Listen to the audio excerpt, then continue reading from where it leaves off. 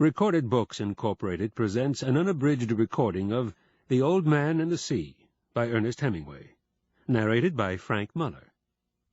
This work, copyrighted 1952 by Ernest Hemingway, is recorded by arrangement with Patrick and John Hemingway as joint trustees of the Hemingway Foreign Rights Trust. This recording is copyrighted 1996 by Recorded Books, Incorporated. And now, The Old Man and the Sea. He was an old man who fished alone in a skiff in the Gulf Stream, and he had gone 84 days now without taking a fish. In the first 40 days a boy had been with him, but after 40 days without a fish the boy's parents had told him that the old man was now definitely and finally salao, which is the worst form of unlucky. And the boy had gone at their orders in another boat, which caught 3 good fish the first week. It made the boy sad to see the old man come in each day with his skiff empty, and he always went down to help him carry either the coiled lines or the gaff and harpoon and the sail that was furled around the mast. The sail was patched with flour sacks, and furled it looked like the flag of permanent defeat. The old man was thin and gaunt, with deep wrinkles in the back of his neck. The brown blotches of the benevolent skin cancer the sun brings from its reflection on the tropic sea were on his cheeks. The blotches ran well down the sides of his face, and his hands had the deep creased scars from handling heavy fish on the cords. But none of these scars were fresh. They were as old as erosions in a fishless desert. Everything about him was old, except his eyes, and they were the same color as the sea and were cheerful and undefeated. "Santiago," the boy said to him as they climbed the bank from where the skiff was hauled up, "I could go with you again. We've made some money." The old man had taught the boy to fish, and the boy loved him. "No," the old man said. "You're with a lucky boat. Stay with them." "But remember how you went 87 days without fish, and then we caught big ones every day for 3 weeks? "I remember," the old man said. "I know you did not leave me because you doubted." "It was Papa made me leave. I'm a boy, and I must obey him." "I know," the old man said. "It is quite normal." "He hasn't much faith." "No," the old man said. "But we have, haven't we?" "Yes," the boy said. "Can I offer you a beer on the terrace, and then we'll take the stuff home?" "Why not?" the old man said. "Between fishermen." They sat on the terrace, and many of the fishermen made fun of the old man, and he was not angry. Others of the older fishermen looked at him and were sad. But they did not show it, and they spoke politely about the current and the depths they had drifted their lines at, and the steady good weather, and of what they had seen. The successful fishermen of that day were already in, and had butchered their marlin out, and carried them laid full length across 2 planks, with 2 men staggering at the end of each plank to the fish house, where they waited for the ice truck to carry them to the market in Havana. Those who had caught sharks had taken them to the shark factory on the other side of the cove, where they were hoisted on a block and tackle, their livers removed, their fins cut off, and their hides skinned out, and their flesh cut into strips for salting. When the wind was in the east, a smell came across the harbor from the shark factory, but today there was only the faint edge of the odor, because the wind had backed into the north and then dropped off, and it was pleasant and sunny on the terrace. "Santiago," the boy said. "Yes," the old man said. He was holding his glass and thinking of many years ago. "Can I go out to get sardines for you tomorrow?" "No. Go and play baseball. I can still row, and Rogelio will throw the net." "I would like to go. If I cannot fish with you, I'd like to serve in some way." "You bought me a beer," the old man said. "You are already a man." "How old was I when you first took me in a boat?" 5, and you nearly were killed when I brought the fish in too green, and he nearly tore the boat to pieces. Can you remember?" I can remember the tails slapping and banging and the thwart breaking and the noise of the clubbing. I can remember you throwing me into the bow where the wet coiled lines were and feeling the whole boat shiver and the noise of you clubbing him like chopping a tree down and the sweet blood smell all over me. Can you really remember that, or did I just tell it to you? I remember everything from when we first went together.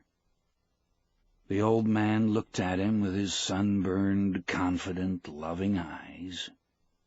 "If you were my boy, I'd take you out and gamble," he said. "But you are your father's and your mother's, and you are in a lucky boat." "May I get the sardines? I know where I can get 4 baits, too." "I have mine left from today. I put them in salt in the box." "Let me get 4 fresh ones." "1," the old man said. His hope and his confidence had never gone, but now they were freshening as when the breeze rises. "2," the boy said. "2," the old man agreed. "You didn't steal them."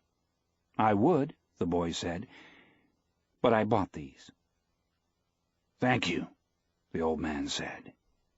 He was too simple to wonder when he had attained humility, but he knew he had attained it, and he knew it was not disgraceful, and it carried no loss of true pride. "Tomorrow is going to be a good day with this current," he said. "Where are you going?" the boy asked. "Far out to come in when the wind shifts. I want to be out before it is light." "I'll try to get him to work far out," the boy said. "Then if you hook something truly big, we can come to your aid." "He does not like to work too far out." "No," the boy said, "but I will see something that he cannot see, such as a bird working, and get him to come out after dolphin." "Are his eyes that bad?" "He is almost blind." "It is strange," the old man said. "He never went turtling. That is what kills the eyes." "But you went turtling for years off the Mosquito Coast, and your eyes are good." "I am a strange old man." "But are you strong enough now for a truly big fish?" "I think so, and there are many tricks." "Let us take the stuff home," the boy said, "so I can get the cast net and go after the sardines." They picked up the gear from the boat. The old man carried the mast on his shoulder, and the boy carried the wooden box with the coiled, hard-braided brown lines, the gaff, and the harpoon with its shaft. The box with the baits was under the stern of the skiff, along with the club that was used to subdue the big fish when they were brought alongside. No one would steal from the old man, but it was better to take the sail and the heavy lines home, as the dew was bad for them. And though he was quite sure no local people would steal from him, the old man thought that a gaff and a harpoon were needless temptations to leave in a boat. They walked up the road together to the old man's shack and went in through its open door.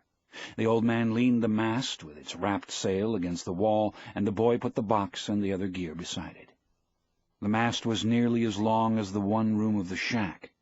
The shack was made of the tough bud shields of the royal palm, which are called guano, and in it there was a bed, a table, 1 chair, and a place on the dirt floor to cook with charcoal. On the brown walls of the flattened, overlapping leaves of the sturdy, fibered guano there was a picture in color of the Sacred Heart of Jesus, and another of the Virgin of Cobre. These were relics of his wife. Once there had been a tinted photograph of his wife on the wall, but he had taken it down because it made him too lonely to see it, and it was on the shelf in the corner under his clean shirt. "What do you have to eat?" the boy asked. "A pot of yellow rice with fish. Do you want some?" "No, I will eat at home." "Do you want me to make the fire?" "No, I will make it later on, or I may eat the rice cold." "May I take the cast net?" "Of course." There was no cast net, and the boy remembered when they had sold it. But they went through this fiction every day. There was no pot of yellow rice and fish, and the boy knew this too. 85 is a lucky number, the old man said. How would you like to see me bring one in that dressed out over 1,000 pounds? "I'll get the cast net and go for sardines." Will you sit in the sun in the doorway?" "Yes, I have yesterday's paper, and I will read the baseball." The boy did not know whether yesterday's paper was a fiction, too, but the old man brought it out from under the bed. "Perico gave it to me at the bodega," he explained. "I'll be back when I have the sardines. I'll keep yours and mine together on ice, and we can share them in the morning. When I come back, you can tell me about the baseball." "The Yankees cannot lose." "But I fear the Indians of Cleveland." "Have faith in the Yankees, my son. Think of the great DiMaggio." "I fear both the Tigers of Detroit and the Indians of Cleveland." "Be careful, or you will fear even the Reds of Cincinnati and the White Sox of Chicago." "You study it and tell me when I come back." "Do you think we should buy a terminal of the lottery with an 85? Tomorrow is the 85th day."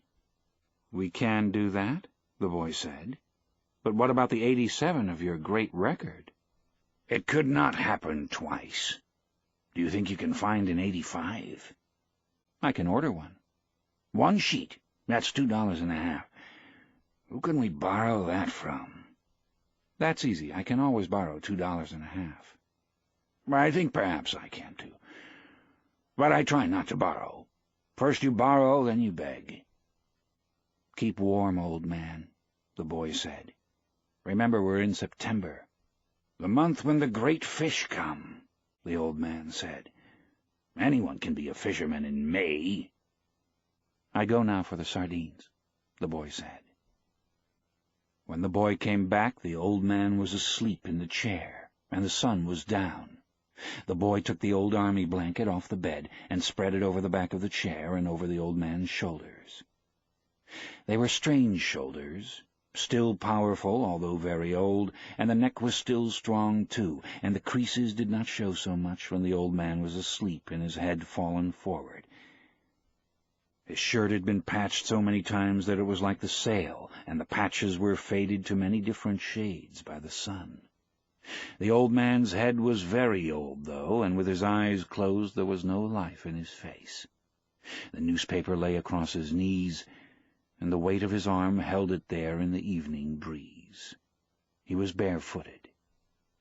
The boy left him there, and when he came back the old man was still asleep. "Wake up, old man," the boy said, and put his hand on one of the old man's knees.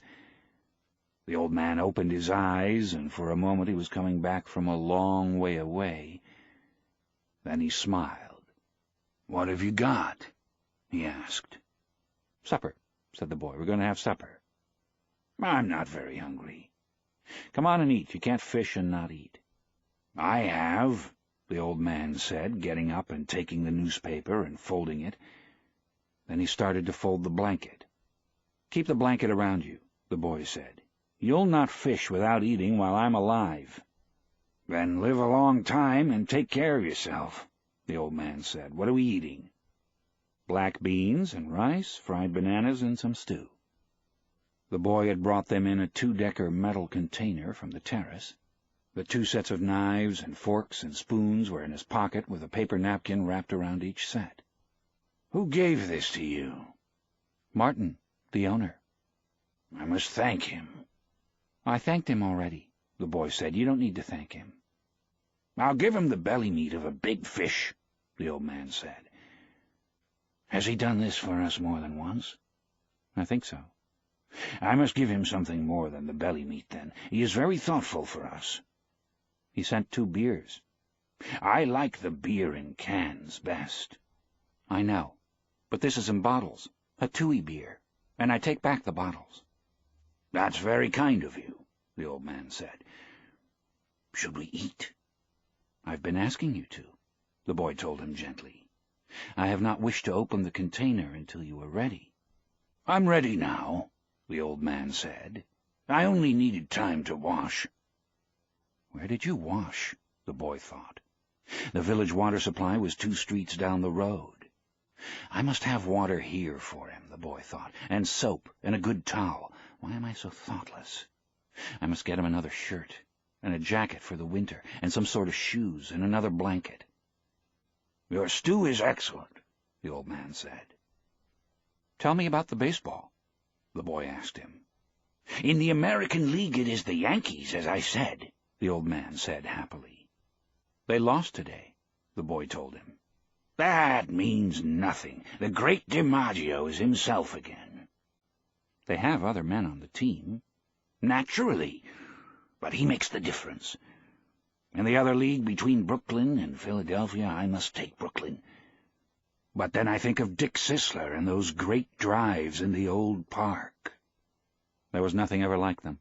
He hits the longest ball I have ever seen." "Do you remember when he used to come to the terrace? I wanted to take him fishing, but I was too timid to ask him. Then I asked you to ask him, and you were too timid." "I know. It was a great mistake. He might have gone with us. Then we would have that for all of our lives." "I would like to take the great DiMaggio fishing," the old man said. "They say his father was a fisherman. Maybe he was as poor as we are and would understand." "The great Sizzler's father was never poor, and he, the father, was playing in the big leagues when he was my age." "When I was your age, I was before the mast on a square-rigged ship that ran to Africa, and I have seen lions on the beaches in the evening." "I know, you told me." "Should we talk about Africa or about baseball?" "Baseball, I think," the boy said. "Tell me about the great John J. McGraw." He said Hota for J. "He used to come to the terrace sometimes, too, in the older days, but he was rough and harsh-spoken and difficult when he was drinking. His mind was on horses as well as baseball. At least, he carried lists of horses at all times in his pocket and frequently spoke the names of horses on the telephone." "He was a great manager," the boy said. "My father thinks he was the greatest." "Because he came here the most times," the old man said. "If DeRocher had continued to come here each year, your father would think him the greatest manager." "Who is the greatest manager, really, Luque or Mike Gonzalez?" "I think they are equal." "And the best fisherman is you?" "No, I know others better." "Que va?" the boy said. "There are many good fishermen, and some great ones, but there is only you." "Thank you. You make me happy. I hope no fish will come along so great that he will prove us wrong." "There is no such fish, if you are still strong as you say." "I may not be as strong as I think," the old man said, "but I know many tricks, and I have resolution." "You ought to go to bed now so that you will be fresh in the morning. I will take the things back to the terrace." "Good night, then. I will wake you in the morning." "You're my alarm clock," the boy said.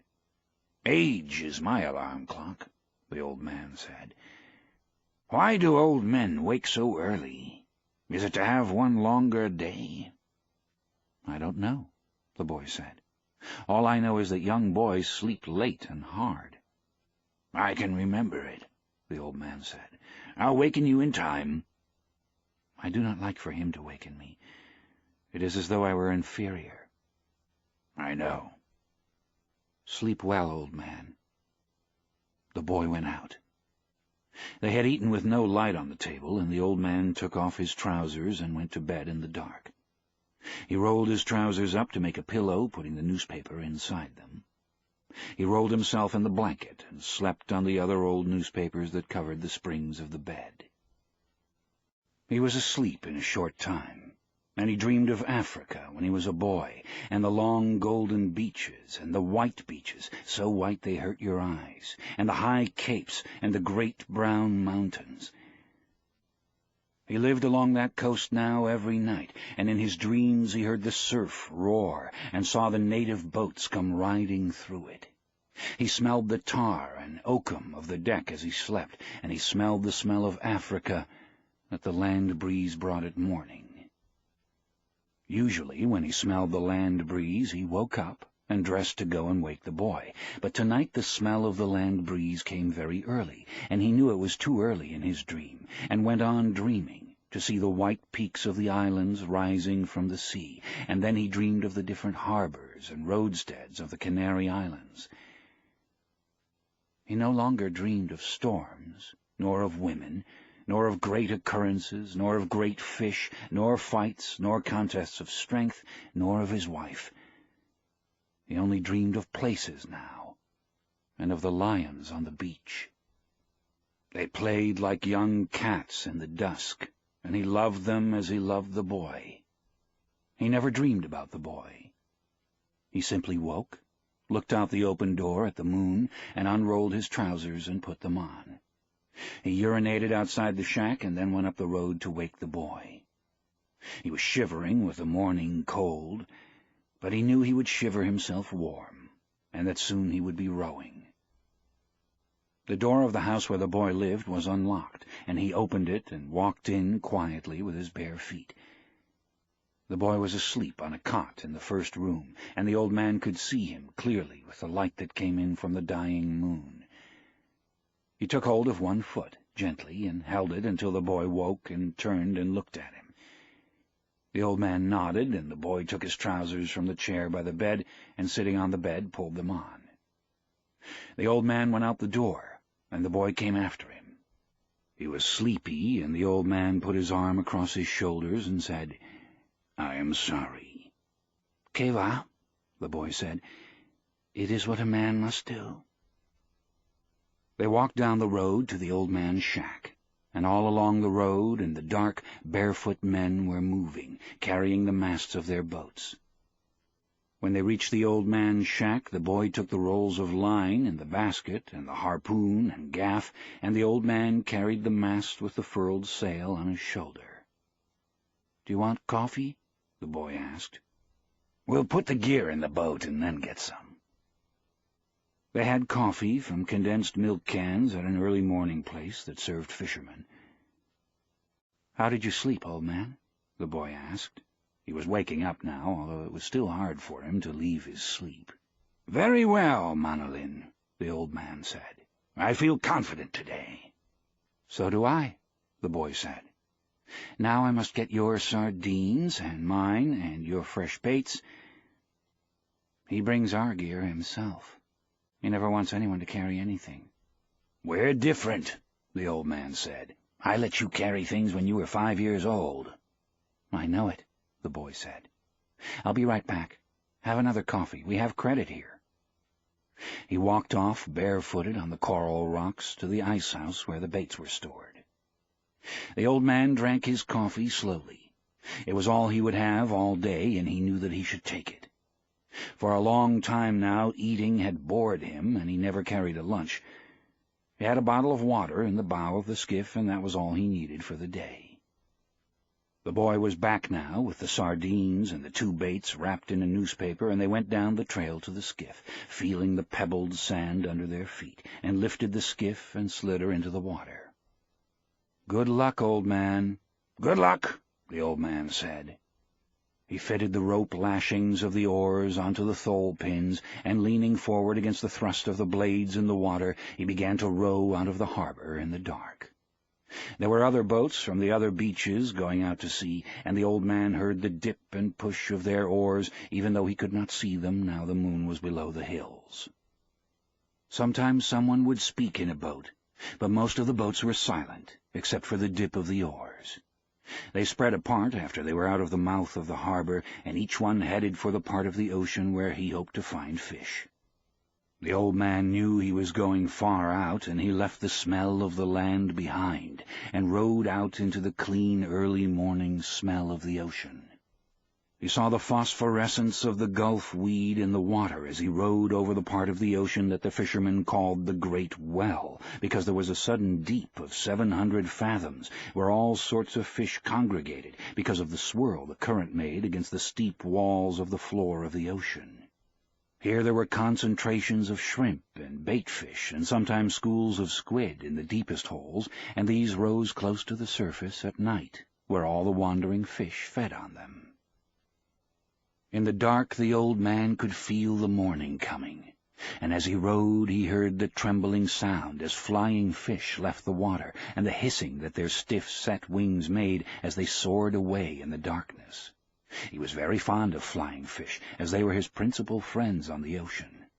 He was sorry for the birds, especially the small, delicate, dark terns that were always flying and looking and almost never finding, and he thought the birds have a harder life than we do, except for the robber birds and the heavy, strong ones. Why did they make birds so delicate and fine as those sea swallows, when the ocean can be so cruel?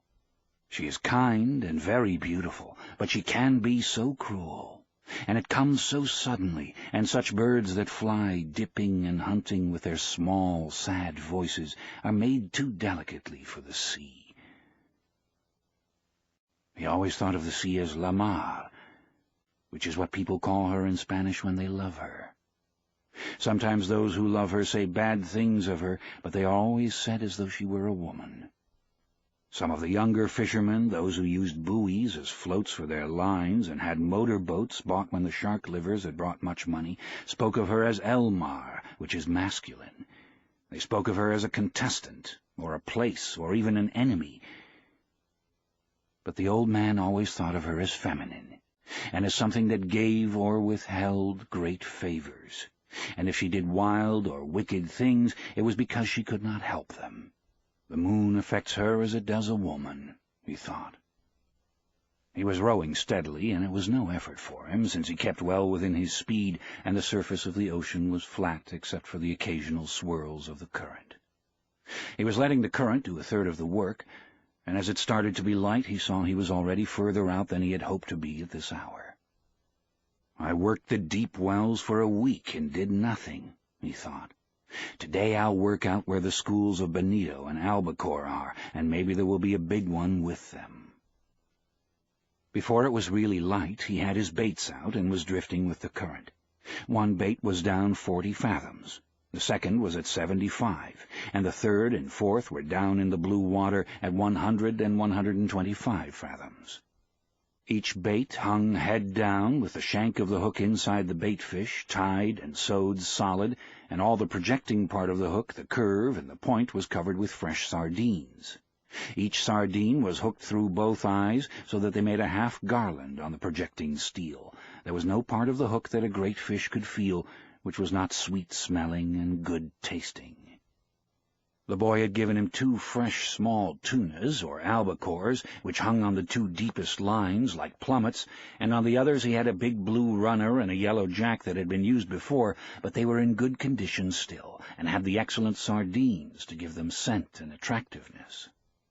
Each line, as thick around as a big pencil, was looped onto a green sapped stick, so that any pull or touch on the bait would make the stick dip, and each line had 2 40-fathom coils, which could be made fast to the other spare coils, so that if it were necessary, a fish could take out over 300 fathoms of line.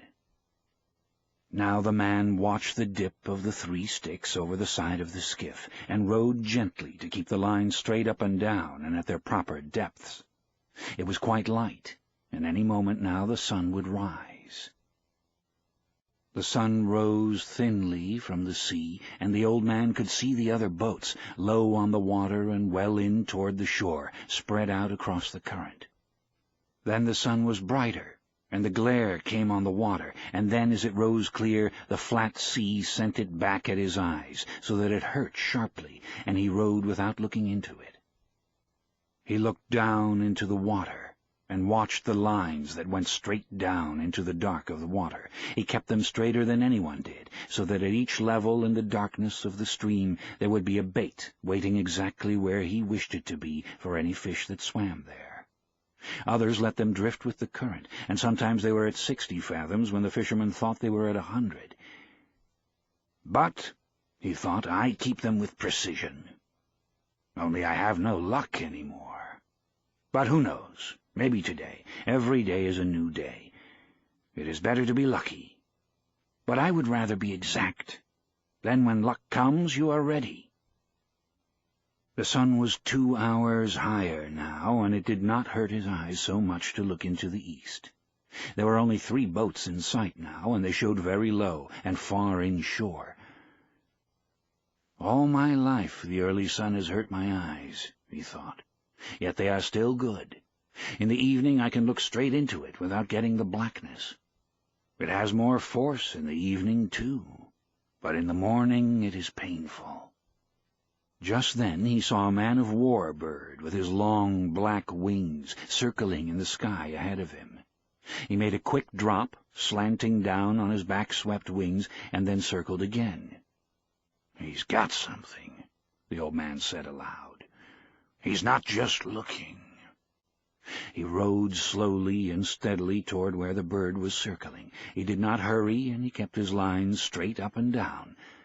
But he crowded the current a little, so that he was still fishing correctly, though faster than he would have fished if he was not trying to use the bird. The bird went higher in the air and circled again, his wings motionless. Then he dove suddenly, and the old man saw a flying fish spurt out of the water and sail desperately over the surface. "Dolphin," the old man said aloud. "Big dolphin." He shipped his oars and brought a small line from under the bow. It had a wire leader and a medium-sized hook, and he baited it with one of the sardines. He let it go over the side and then made it fast to a ring-bolt in the stern. Then he baited another line and left it coiled in the shade of the bow. He went back to rowing and to watching the long-winged black bird who was working now low over the water. As he watched, the bird dipped again, slanting his wings for the dive and then swinging them wildly and ineffectually as he followed the flying fish. The old man could see the slight bulge in the water that the big dolphin raised as they followed the escaping fish. The dolphin were cutting through the water below the flight of the fish, and would be in the water, driving at speed when the fish dropped. "It is a big school of dolphin," he thought. "They are widespread, and the flying fish have little chance. The bird has no chance. The flying fish are too big for him, and they go too fast." He watched the flying fish burst out again and again, and the ineffectual movements of the bird. "That school has gotten away from me," he thought. "They are moving out too fast and too far. But perhaps I will pick up a stray, and perhaps my big fish is around them. My big fish must be somewhere." The clouds over the land now rose like mountains, and the coast was only a long green line with the grey-blue hills behind it. The water was a dark blue now, so dark that it was almost purple. As he looked down into it, he saw the red sifting of the plankton in the dark water, and the strange light the sun made now. He watched his lines to see them go straight down, out of sight, into the water, and he was happy to see so much plankton, because it meant fish. The strange light the sun made in the water, now that the sun was higher, meant good weather, and so did the shape of the clouds over the land. But the bird was almost out of sight now, and nothing showed on the surface of the water but some patches of yellow, sun-bleached sargasso weed and the purple, formalized, iridescent, gelatinous bladder of a Portuguese man-of-war floating close beside the boat. It turned on its side and then righted itself. It floated cheerfully as a bubble, with its long, deadly purple filaments trailing a yard behind it in the water. "Agua mala," the man said. "You whore." From where he swung lightly against his oars, he looked down into the water and saw the tiny fish that were colored like the trailing filaments, and swam between them and under the small shade the bubble made as it drifted. They were immune to its poison, but men were not. And when some of the filaments would catch on a line and rest there, slimy and purple, while the old man was working a fish, he would have welts and sores on his arms and hands of the sort that poison ivy or poison oak can give. But these poisonings from the agua mala came quickly and struck like a whiplash. The iridescent bubbles were beautiful, but they were the falsest thing in the sea, and the old man loved to see the big sea turtles eating them. The turtles saw them, approached them from the front, then shut their eyes so they were completely carapaced, and ate them, filaments and all. The old man loved to see the turtles eat them, and he loved to walk on them on the beach after a storm, and hear them pop when he stepped on them with the horny soles of his feet. He loved green turtles, and hawkbills with their elegance and speed, and their great value, and he had a friendly contempt for the huge, stupid loggerheads, yellow in their armor plating, strange in their love-making, and happily eating the Portuguese men-of-war with their eyes shut. He had no mysticism about turtles, although he had gone in turtle boats for many years. He was sorry for them all, even the great trunkbacks that were as long as the skiff and weighed a ton. Most people are heartless about turtles because a turtle's heart will beat for hours after he has been cut up and butchered. But the old man thought, I have such a heart too, and my feet and hands are like theirs. He ate the white eggs to give himself strength. He ate them all through May, to be strong in September and October for the truly big fish. He also drank a cup of shark liver oil each day from the big drum in the shack where many of the fishermen kept their gear. It was there for all fishermen who wanted it. Most fishermen hated the taste, but it was no worse than getting up at the hours that they rose, and it was very good against all colds and grips, and it was good for the eyes. Now the old man looked up and saw that the bird was circling again. "He's found fish," he said aloud. No flying fish broke the surface, and there was no scattering of bait fish. But as the old man watched, a small tuna rose in the air, turned, and dropped head first into the water. The tuna shone silver in the sun, and after he had dropped back into the water, another and another rose, and they were jumping in all directions, churning the water and leaping in long jumps after the bait. They were circling it and driving it. "If they don't travel too fast, I will get into them," the old man thought, and he watched the school working the water white, and the bird now dropping and dipping into the bait fish that were forced to the surface in their panic. "The bird is a great help," the old man said. Just then the stern line came taut under his foot, where he had kept a loop of the line, and he dropped his oars and felt the weight of the small tuna's shivering pull as he held the line firm and commenced to haul it in.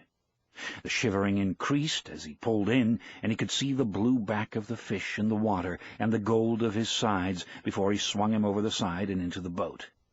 He lay in the stern in the sun, compact and bullet-shaped, his big, unintelligent eyes staring as he thumped his life out against the planking of the boat with the quick, shivering strokes of his neat, fast-moving tail.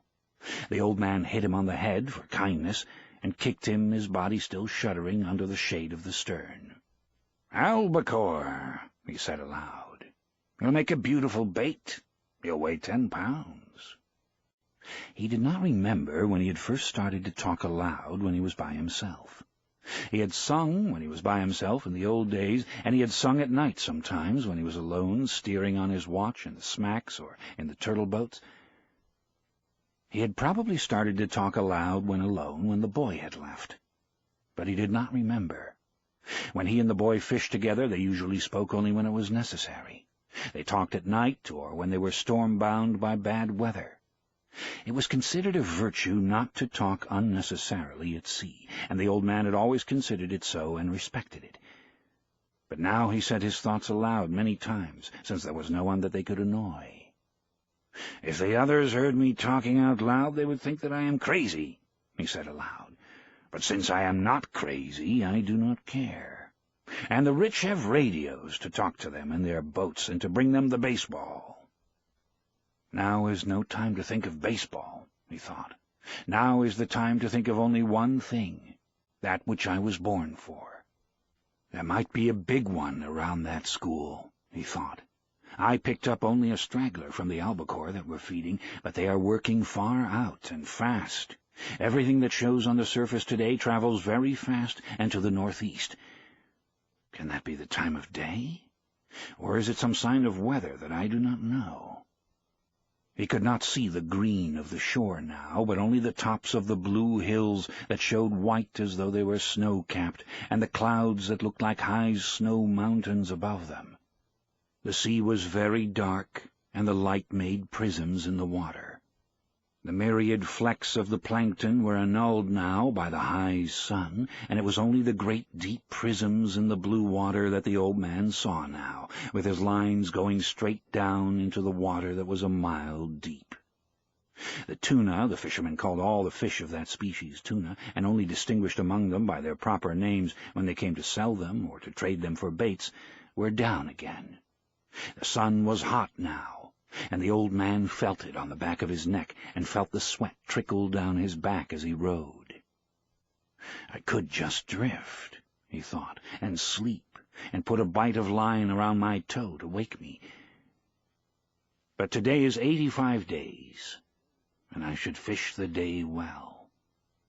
Just then, watching his lines, he saw one of the projecting green sticks dip sharply. "Yes," he said, "yes," and shipped his oars without bumping the boat. He reached out for the line and held it softly between the thumb and forefinger of his right hand.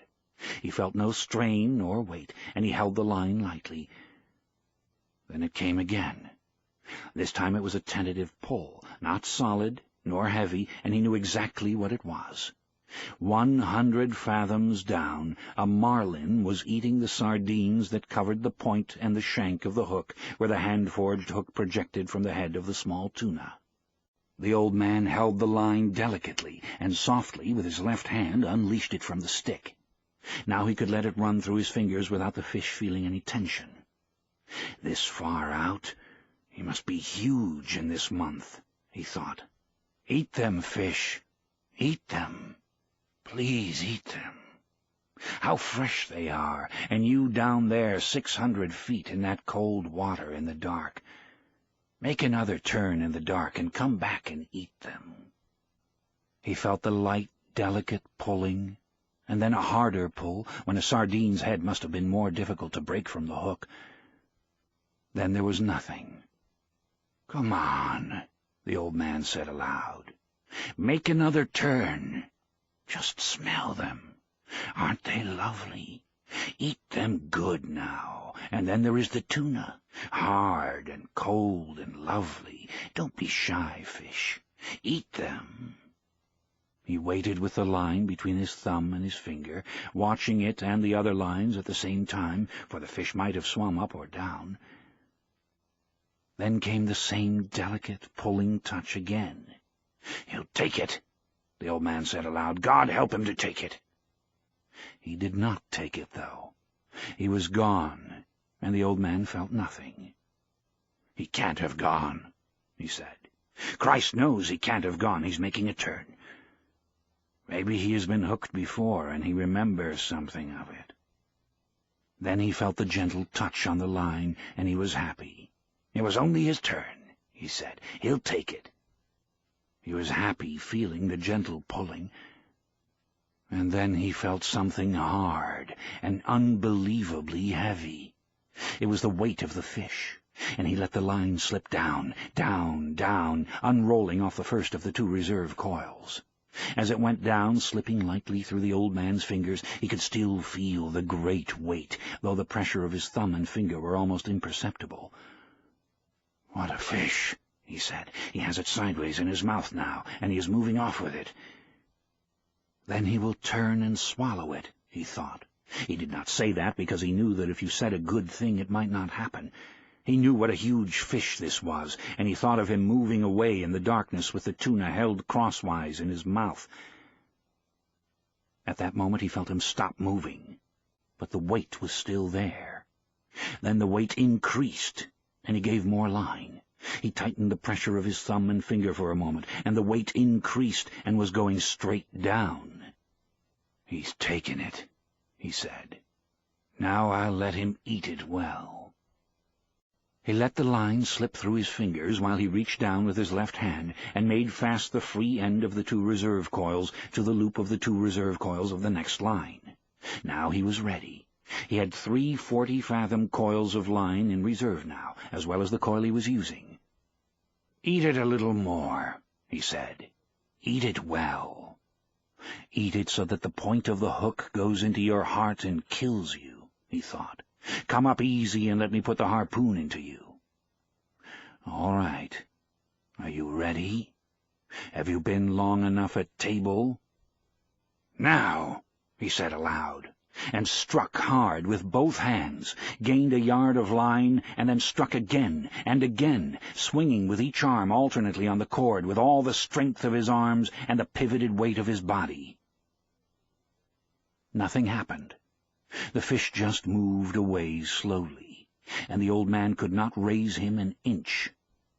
His line was strong and made for heavy fish, and he held it against his back until it was so taut that beads of water were jumping from it. Then it began to make a slow hissing sound in the water, and he still held it, bracing himself against the thwart and leaning back against the pole. The boat began to move slowly off toward the northwest. The fish moved steadily, and they traveled slowly on the calm water. The other baits were still in the water, but there was nothing to be done. "I wish I had the boy," the old man said aloud. "I'm being towed by a fish, and I'm the towing bit. I could make the line fast, but then he could break it. I must hold him all I can and give him line when he must have it. Thank God he is traveling and not going down. What I will do if he decides to go down, I don't know. What I'll do if he sounds and dies, I don't know. But I'll do something. There are plenty of things I can do." He held the line against his back and watched it slant in the water and the skiff moving steadily to the northwest. "This will kill him," the old man thought. "He can't do this forever." But 4 hours later the fish was still swimming steadily out to sea, towing the skiff, and the old man was still braced solidly with the line across his back. "It was noon when I hooked him," he said, "and I have never seen him." He had pushed his straw hat hard down on his head before he hooked the fish, and it was cutting his forehead. He was thirsty, too, and he got down on his knees, and being careful not to jerk on the line, moved as far into the bow as he could get and reached the water bottle with one hand. He opened it and drank a little. Then he rested against the bow. He rested sitting on the unstepped mast and sail, and tried not to think, but only to endure. Then he looked behind him, and saw that no land was visible. "That makes no difference," he thought. "I can always come in on the glow from Havana. There are 2 more hours before the sun sets, and maybe he will come up before that. If he doesn't, maybe he will come up with the moon. If he does not do that, maybe he will come up with the sunrise. I have no cramps, and I feel strong. It is he that has the hook in his mouth. But what a fish to pull like that! He must have his mouth shut tight on the wire. I wish I could see him. I wish I could see him only once to know what I have against me." The fish never changed his course nor his direction all that night, as far as the man could tell from watching the stars. It was cold after the sun went down, and the old man's sweat dried cold on his back and his arms and his old legs. During the day he had taken the sack that covered the bait box and spread it in the sun to dry. After the sun went down, he tied it around his neck so that it hung down over his back, and he cautiously worked it down under the line that was across his shoulders now. The sack cushioned the line, and he had found a way of leaning forward against the bow so that he was almost comfortable. The position actually was only somewhat less intolerable, but he thought of it as almost comfortable. "I can do nothing with him, and he can do nothing with me," he thought, "not as long as he keeps this up." Once he stood up and urinated over the side of the skiff, and looked at the stars and checked his course. The line showed like a phosphorescent streak in the water, straight out from his shoulders. They were moving more slowly now, and the glow of Havana was not so strong, so that he knew the current must be carrying them to the eastward. "If I lose the glare of Havana, we must be going more to the eastward," he thought. "For if the fish's course held true, I must see it for many more hours. I wonder how the baseball came out in the Grand Leagues today," he thought. "It would be wonderful to do this with a radio." Then he thought, "Think of it always. Think of what you are doing. You must do nothing stupid." Then he said aloud, "I wish I had the boy to help me and to see this." No one should be alone in their old age, he thought, but it is unavoidable. I must remember to eat the tuna before he spoils in order to keep strong. Remember, no matter how little you want to, that you must eat him in the morning. Remember, he said to himself. During the night 2 porpoises came around the boat, and he could hear them rolling and blowing. He could tell the difference between the blowing noise the male made and the sighing blow of the female. "They are good," he said. They play and make jokes and love one another. They are our brothers, like the flying fish. Then he began to pity the great fish that he had hooked. He is wonderful and strange, and who knows how old he is, he thought. Never have I had such a strong fish, nor one who acted so strangely. Perhaps he is too wise to jump. He could ruin me by jumping, or by a wild rush. But perhaps he has been hooked many times before, and he knows that this is how he should make his fight. He cannot know that it is only one man against him, nor that it is an old man. But what a great fish he is, and what he will bring in the market if the flesh is good. He took the bait like a male, and he pulls like a male, and his fight has no panic in it. I wonder if he has any plans, or if he is just as desperate as I am. He remembered the time he had hooked one of a pair of marlin. The male fish always let the female fish feed first, and the hooked fish, the female, made a wild, panic-stricken, despairing fight that soon exhausted her, and all the time the male had stayed with her, crossing the line and circling with her on the surface. He had stayed so close that the old man was afraid he would cut the line with his tail, which was sharp as a scythe and almost of that size and shape. When the old man had gaffed her and clubbed her, holding the rapier bill with its sandpaper edge, and clubbing her across the top of her head until her color turned to a color almost like the backing of mirrors, and then, with the boy's aid, hoisted her aboard, the male fish had stayed by the side of the boat. Then, while the old man was clearing the lines and preparing the harpoon, the male fish jumped high into the air beside the boat to see where the female was, and then went down deep, his lavender wings, that were his pectoral fins, spread wide, and all his wide lavender stripes showing. He was beautiful, the old man remembered, and he had stayed. That was the saddest thing I ever saw with them, the old man thought. The boy was sad, too, and we begged her pardon and butchered her promptly. "I wish the boy was here," he said aloud, and settled himself against the rounded planks of the bow, and felt the strength of the great fish through the line he held across his shoulders, moving steadily toward whatever he had chosen. When once through my treachery it had been necessary to him to make a choice, the old man thought. His choice had been to stay in the deep, dark water, far out beyond all snares and traps and treacheries. My choice was to go there to find him beyond all people in the world. Now we are joined together, and have been since noon, and no one to help either one of us. This ends Disc 1. This ends Disc 1. This ends Disc 1. This ends Disc 1. This ends Disc 1. This ends Disc 1.